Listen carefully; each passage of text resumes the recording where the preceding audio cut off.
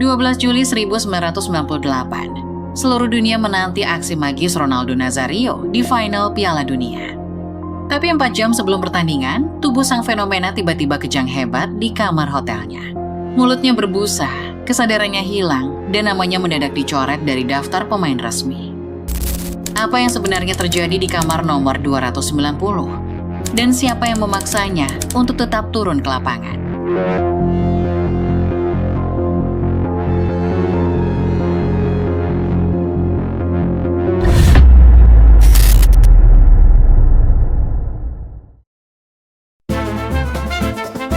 Untuk memahami skala kepanikan yang terjadi di Paris pada hari itu, kita harus memutar kembali waktu. Kita harus memahami siapa Ronaldo Luis Nazario de Lima pada musim panas tahun 1998. Dia bukan sekadar penyerang berbakat, dia adalah O Fenomeno, sang fenomena. Dunia belum pernah melihat pemain seperti dia sebelumnya. Pada usia baru 21 tahun, Ronaldo telah mendefinisikan ulang apa arti menjadi seorang striker modern. Dia memiliki kombinasi yang mustahil, kecepatan seorang pelari cepat, kekuatan fisik seorang petarung, dan keterampilan menggiring bola yang melanggar hukum fisika. Di bawah tekanan publik Brasil yang menuntut kesempurnaan, Ronaldo memikul harapan 170 juta jiwa di pundaknya yang masih muda.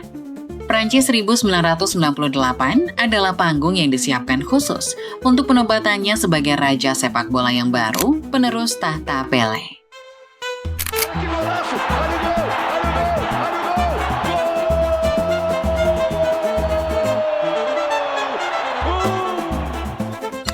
Sepanjang turnamen di Prancis, Ronaldo adalah mesin yang tak terhentikan. 4 gol dan 3 assist telah ia catatkan. Setiap kali bola berada di kakinya, komentator menahan napas, bek lawan gemetar, dan penonton di seluruh dunia berdiri dari kursi mereka. Brasil, sang juara bertahan 1994, berhasil melaju ke final berkat magisnya. Namun, di balik senyuman ikonik dan tarian sambanya setelah mencetak gol, ada sesuatu yang tidak terlihat oleh mata publik. Ada harga tak kasat mata yang harus dibayar oleh seorang pemuda berusia 21 tahun ketika seluruh planet bumi menatapnya, menuntutnya untuk menjadi dewa yang tidak boleh melakukan kesalahan sedikit pun. Tekanan itu perlahan-lahan menumpuk, mengalir di dalam darahnya, mengintai di balik otot-ototnya yang perkasa, menunggu waktu yang tepat untuk meledak.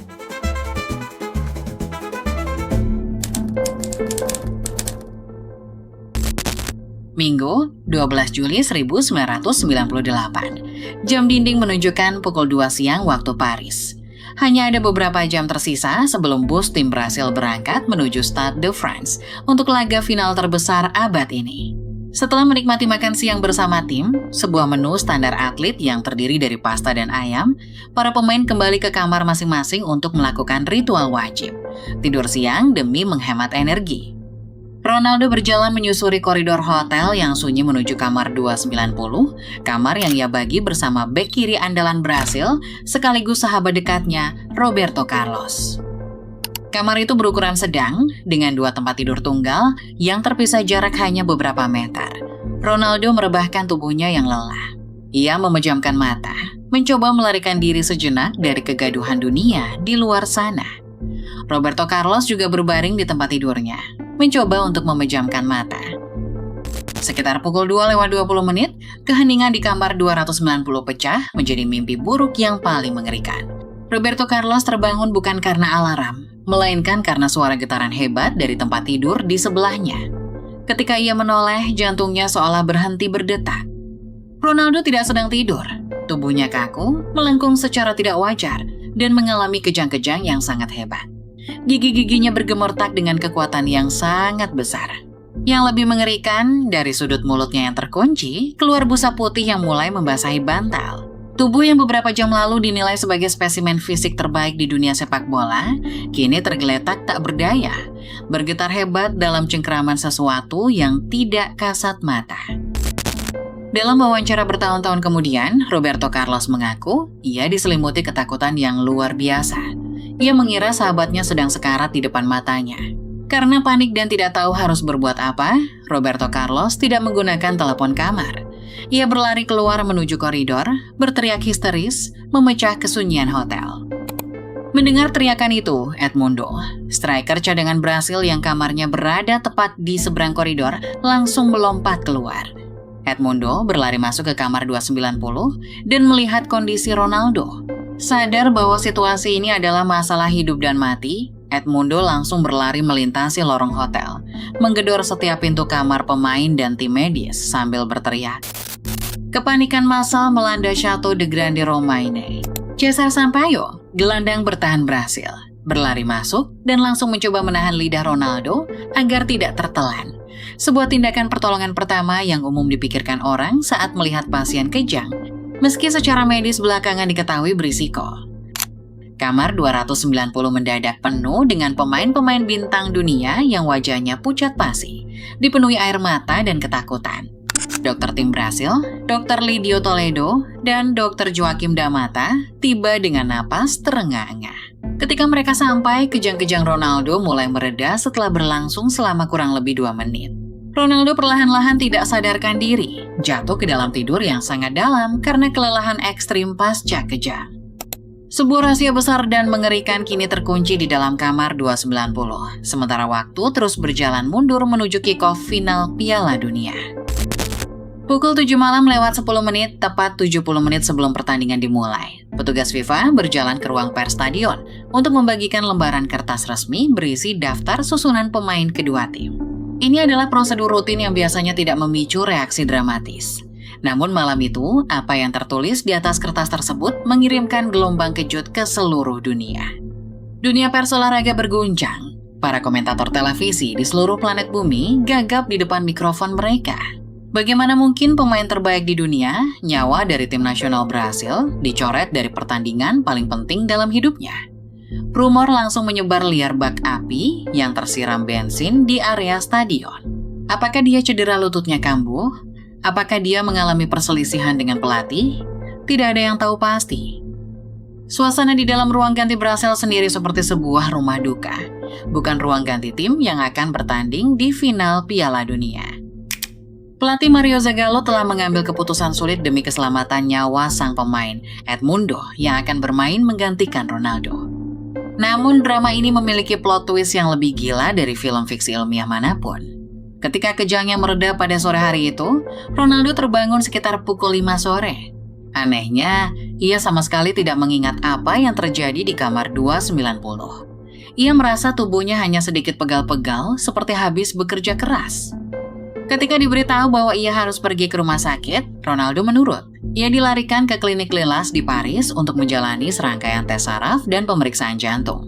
Hasilnya mengejutkan. Semua parameter medis menyatakan Ronaldo berada dalam kondisi normal dan bersih. Bersenjatakan hasil medis tersebut, Ronaldo menumpang mobil menuju Stade de France, tiba di stadion sekitar pukul 7 malam lewat 45 menit. Hanya 15 menit setelah daftar pemain resmi diumumkan ke publik. Ia berjalan masuk ke ruang ganti, melihat wajah teman-temannya yang tegang, dan langsung menemui pelatih legendaris, Mario Zagallo. Dengan mata yang menatap tajam, Ronaldo memohon, bahkan menuntut untuk dimainkan. Ia berkata, "Saya sehat. Hasil tes rumah sakit menyatakan saya tidak apa-apa. Ini final Piala Dunia. Saya tidak bisa absen. Saya harus bermain." Zagallo berada di posisi yang mustahil. Jika ia memainkan Ronaldo dan sesuatu yang buruk terjadi di lapangan, ia akan disalahkan seumur hidup. Namun, jika ia mencoret Ronaldo dan Brasil kalah, seluruh rakyat Brasil akan mengutuknya karena tidak memainkan aset terbaik mereka. Hanya 40 menit sebelum kick-off, keputusan dramatis diambil. Zagallo merobek daftar pemain pertama. Ia berjalan ke pengawas pertandingan FIFA dan menyerahkan lembaran baru. Nomor 9 kembali. Ronaldo Nazario akan memimpin lini serang Brasil.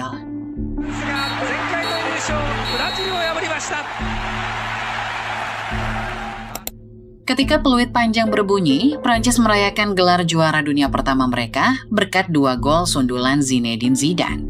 Brasil hancur lebur kalah 3-0. Namun pasca pertandingan, perhatian dunia tidak tertuju pada taktik brilian Prancis, melainkan pada penampilan hantu dari Ronaldo. Di lapangan ia tampak seperti bayangan dari dirinya sendiri. Ia bergerak lambat, tidak memiliki daya ledak, dan tampak kebingungan secara spasial. Penampilan buruk yang tidak wajar ini langsung melahirkan gelombang teori konspirasi terbesar dalam sejarah olahraga modern yang bertahan selama puluhan tahun. Teori pertama yang paling santer beredar adalah teori tekanan sponsor. Nike, raksasa brand olahraga asal Amerika Serikat, baru saja menandatangani kontrak mega proyek senilai 160 juta dolar dengan Federasi Sepak Bola Brasil, sebuah nilai yang astronomis pada masa itu. Muncul spekulasi bahwa ketika tim medis Brasil melarang Ronaldo bermain, pihak sponsor melakukan intervensi tingkat tinggi. Mereka diduga mengancam akan memotong nilai kontrak atau menuntut ganti rugi masif jika ikon global mereka tidak tampil di pertandingan televisi yang ditonton oleh miliaran orang. Ronaldo, menurut teori ini dipaksa bermain demi uang, bukan demi sepak bola. Teori kedua yang lebih ekstrim adalah teori sabotase atau peracunan. Banyak pendukung fanatik Brasil yang tidak bisa menerima kekalahan berasumsi bahwa ada keterlibatan agen rahasia atau pihak tuan rumah Prancis. Mereka berspekulasi bahwa makanan siang Ronaldo telah disusupi oleh zat kimia tertentu yang dapat memicu kejang saraf jangka pendek demi menyingkirkan ancaman terbesar bagi timnas Prancis. Namun teori ini tidak pernah memiliki bukti fisik tunggal dan segera dibantah oleh hasil tes laboratorium klinik Lilas yang tidak menemukan zat beracun di dalam darah Ronaldo. Baru pada era medis modern, penjelasan yang paling masuk akal secara ilmiah mulai mengemuka. Dr. Charu mengajukan teori yang sangat menarik. Ronaldo tidak mengalami kejang epilepsi murni, melainkan sebuah serangan jantung atau kondisi yang disebut sindrom vasovagal yang sangat ekstrim. Menurut penjelasan medis ini, tekanan psikologis yang luar biasa besar yang dialami Ronaldo menjelang final memicu respons tubuh yang abnormal. Sistem saraf otonomnya tiba-tiba menurunkan tekanan darah dan detak jantung secara drastis dalam waktu singkat saat ia berbaring untuk tidur siang.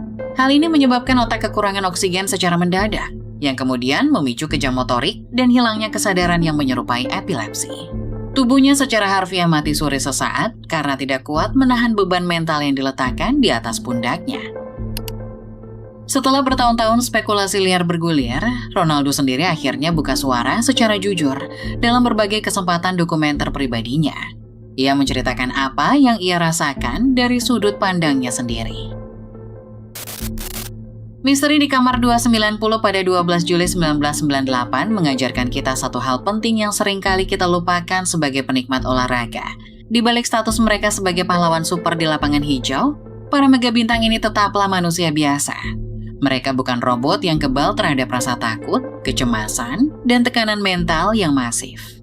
Tubuh Ronaldo mungkin adalah spesimen atletis terbaik pada zamannya, tetapi ia runtuh di bawah beratnya ekspektasi seluruh dunia.